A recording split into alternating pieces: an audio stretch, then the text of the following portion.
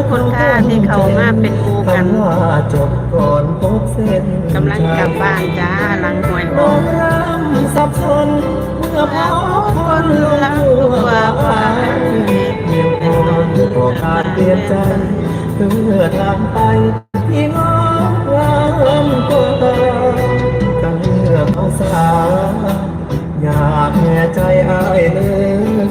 รีบค้นหาทางลงส่วนเมื่อเขาแค่ทำอำลา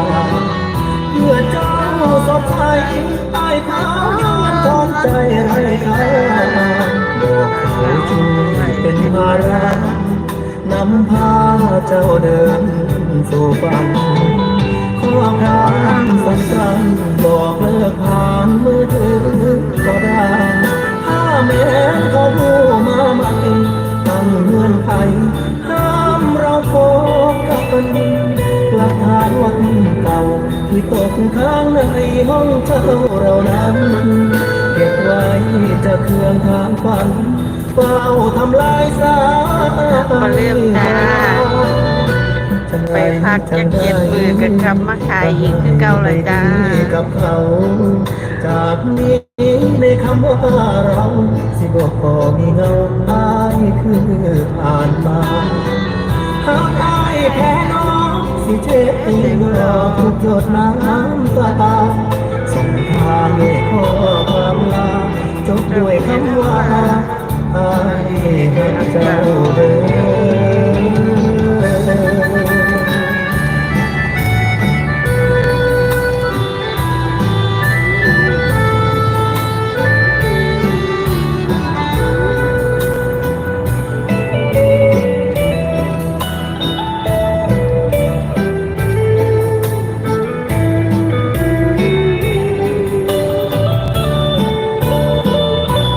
เฮ็ดหนทางกันจังใดจังใดก็ให้ไปดีกับเขากำลังเฮ็ดทาจากงนี้กำลังเฮ็ดในถนนคำว่าเราสิบอกพอมีเงาอายคือผ่านมา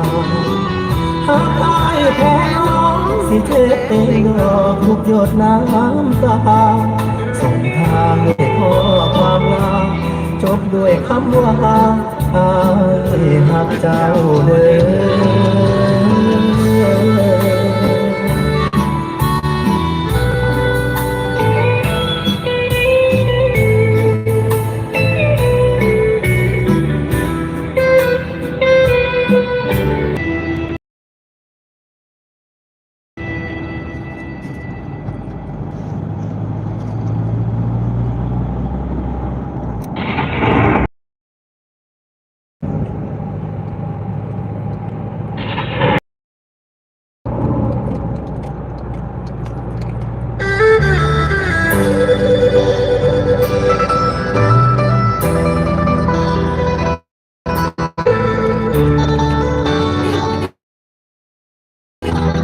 มาทางแล้ว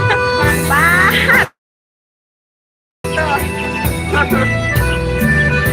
มาจากไหนมาเล่า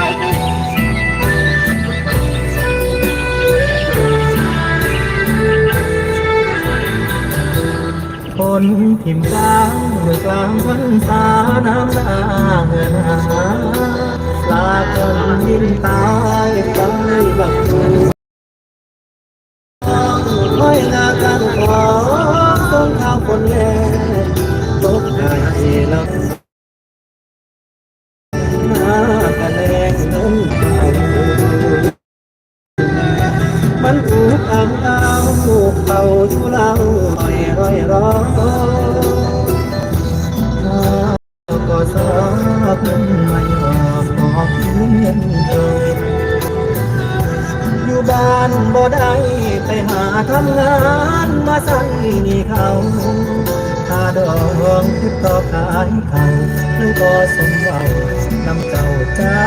กน้องกระเป๋าเสื้อผ้าขึ้นใส่บาทำลานารักรถเล่นตามทางสองนอกหน้าต่างนับมือใจเลยลงมือใด